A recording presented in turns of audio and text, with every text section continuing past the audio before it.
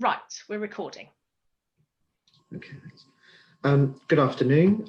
I'm Steve Hook and I'm the Assistant Director for Learning Disability and Autism and Transition Services in Adult Social Care, Surrey County Council.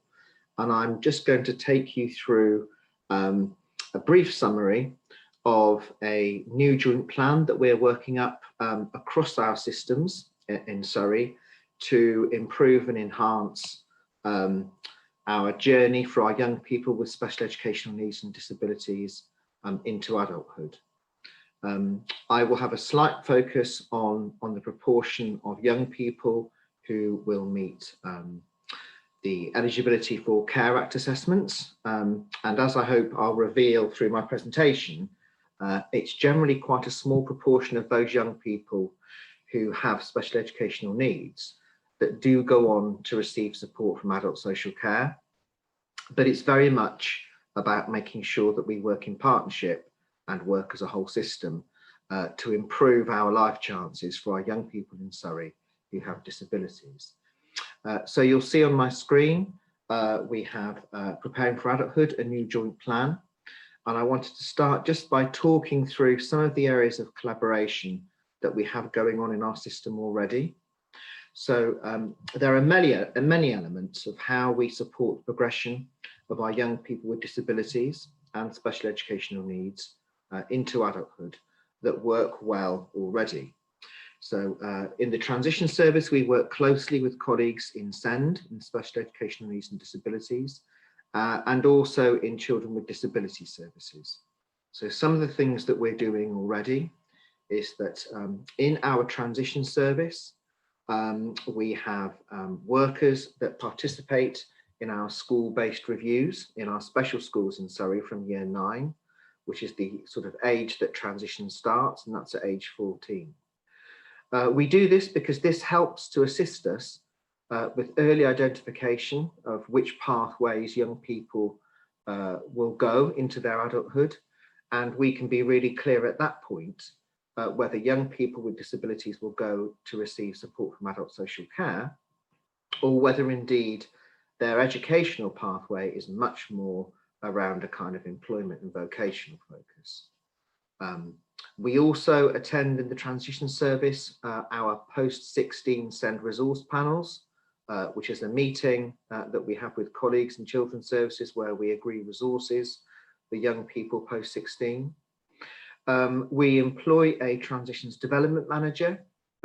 This post is jointly funded and managed between children with disability services and adult services, and helps to kind of be the gel between our two divisions in how things work. And there is some successful joint commissioning of our social care and educational support into adulthood by both special educational needs and disability services and also adult social care. So for instance, Surrey Choices, which is our local authority trading company in adult social care, provide an excellent supported employment service, and we commission them in adult social care to provide employment support to people with disabilities, with learning disabilities and autism. But also in SEND, we also commission them to provide supported internships for those youngsters that won't get support from adult social care, but do need additional educational vocational support. We're also participating in a review so that we can, if you like, tidy up and consolidate the numbers of meetings and resource panels that we have to agree funding across our children's division.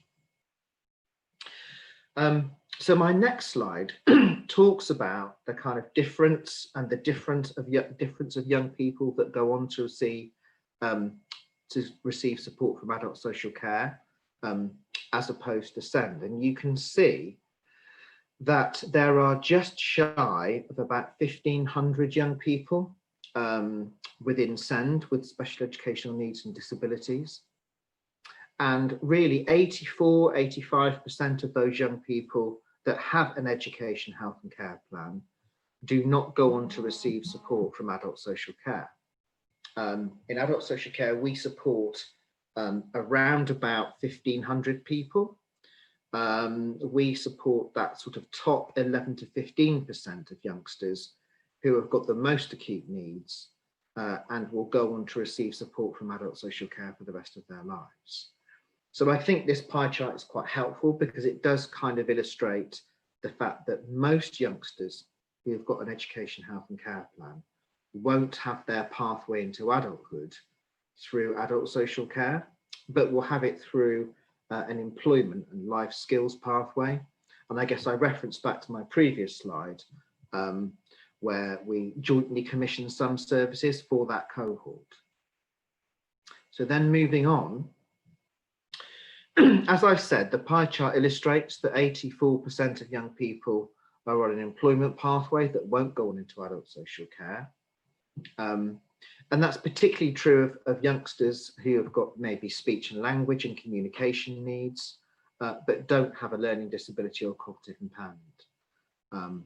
Most young people with SEND, or with special educational needs and disabilities, don't gain the 5 GCSEs required to follow the A-level or university pathway. And so we need to work together to identify a next steps programme. And for those youngsters, there'll be an employment pathway which provides participants with an overview of available local vocational pathways in Surrey. Within adult social care, we want to try and reduce the numbers of people coming up through transitions who spend their life in institutionalised forms of care, perhaps first of all in residential colleges, which then inevitably can lead on into residential care. We want to focus much more on the needs of the young person and to think really more clearly about what kind of vocational support they need to become a successful young adult in spite of their disability and really building on their strengths. So we are commissioning employment pathways with local partners. I've already referenced Surrey Choices, and there are other employers where we're looking at supported internships and traineeships. And we want to reduce the numbers of people in long-term residential care and increase the numbers of people able to remain in Surrey and in their own homes and be able to participate as part of their community. So as part of this plan, we know that approaching adulthood for young people and parents can often be confusing. And so we want to reduce the complexity and improve the experience of young people coming into adulthood. And we aim to do this by sort of transforming the way that we provide support for that cohort of people. So between us in adult social care and colleagues in special educational needs and disability, and also in children with disability services, we are going to arrive at a new set of principles that's really clear and focuses on promoting independence and the voice of the young people, rather than necessarily a focus on which services that parents and schools may prefer and which they know about. Now, that's not to say that we won't be taking the views and the preferences and the needs of the parents into account, because clearly parents are the key link for the young people and know the young person best. But we really want to try and focus on a preparing for adulthood transformation programme. And we've engaged local elected members in this process as well. We want to start working with young people in adult social care from 16, alongside colleagues in disability services, rather than currently in the transition service, we pick up those youngsters from 18. So by the time a young person reaches 18, they are already an adult. And so we want to start working much younger with our cohort of younger people and enable that preparation for adulthood to be much smoother. We currently provide a service for young people, as I've said, with physical and learning disabilities and autism, but we certainly have a gap in how we develop a transitions offer for young people with mental health needs.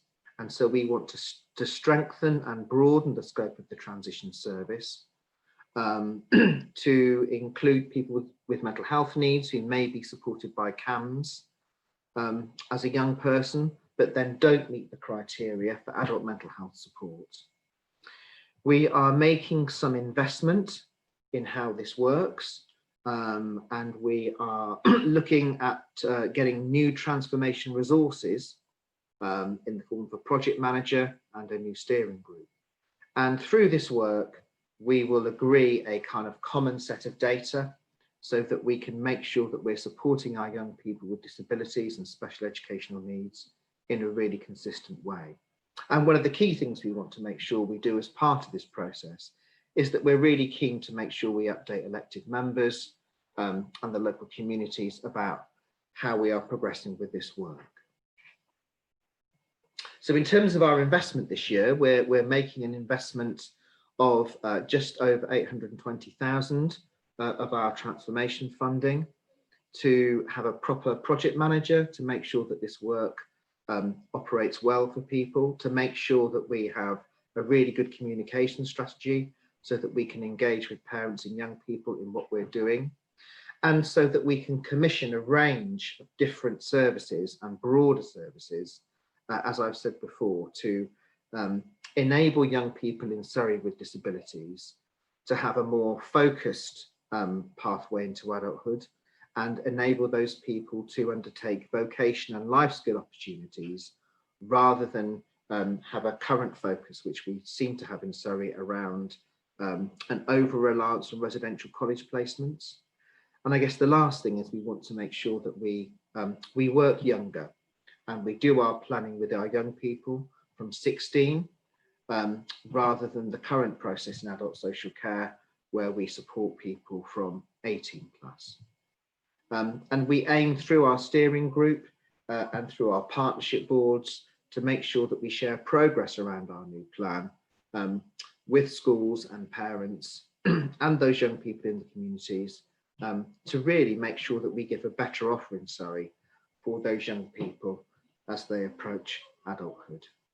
I've now reached the end of my presentation, so I think I will stop sharing my screen. And I'd like to thank you all for listening.